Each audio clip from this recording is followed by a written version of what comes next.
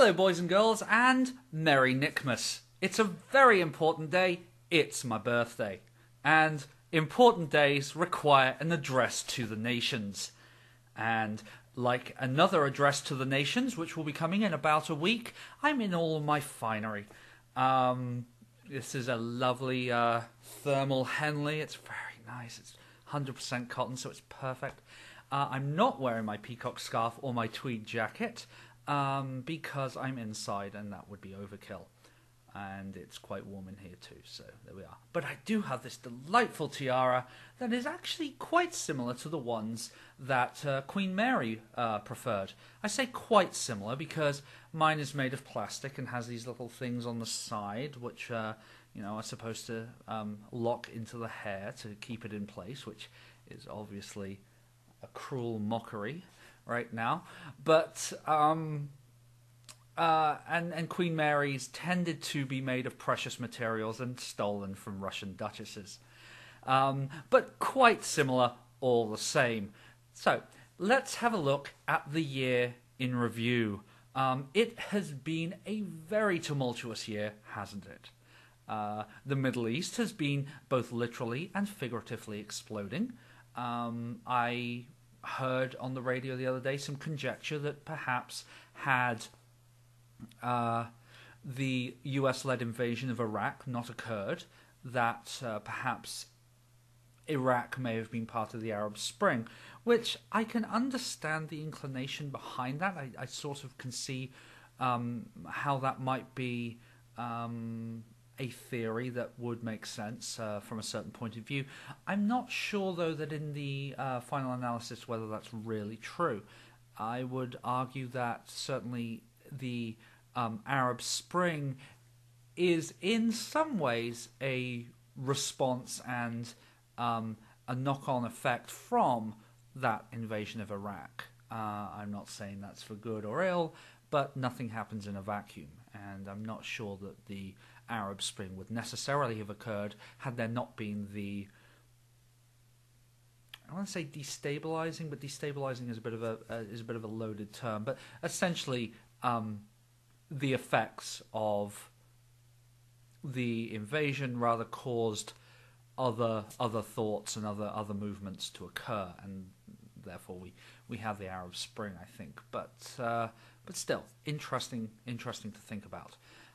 Europe is definitely exciting these days. I mean, Europe is beautiful and wonderful and always interesting and exciting, but not quite in the same way as it has been this year. I would argue that some interesting times, and rather backs up some of the criticisms that were made about the European Union before it really started gaining a pace. So we'll see how that goes, especially because we're heading out to Madrid in March, and obviously I want to keep an eye on what's happening with Spain. The Occupy movement in the US has certainly been, it's certainly had a lot of momentum.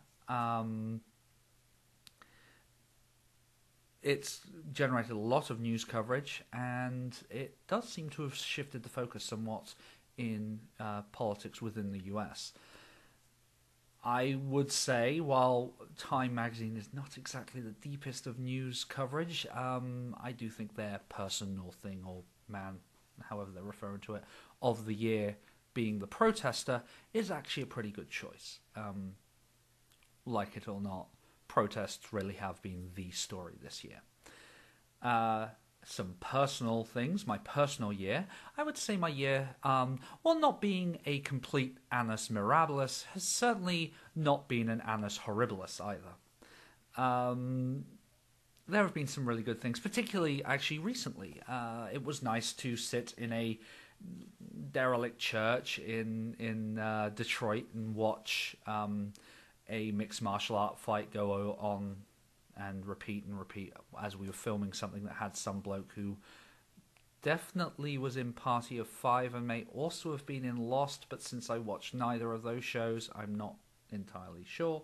But he was in this, and the church is beautiful. I actually took a picture It was one of my It's still one of my favorite pictures that you can see on my Flickr thing. It's called "Beauty in Spite of Abandonment." It's a really, really nice church. I really should go back there and take more pictures. Speaking of which, at the time of this recording, there are about 650 views needed before I'll have 10,000 views of my photos on Flickr. So, if you feel like seeing some fairly nice pictures, a few just sort of standard pictures, and a bunch of experimental pictures, toddle along there, because that would be kind of cool if I could get to 10,000 views. I thought I'd be pushing it to get to 9,000, but no. So give that a look if you feel so inclined.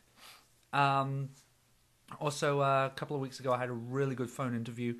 Still waiting to hear on that. Don't know whether I'll get that or not, but it seemed to go well, and it went on a lot longer than scheduled, which, so we'll see. I think it's mostly dependent on whether they get a particular contract or not, but we'll see. So that's been my year, and now the final part of any of these kind of addresses. Let's learn a lesson from history.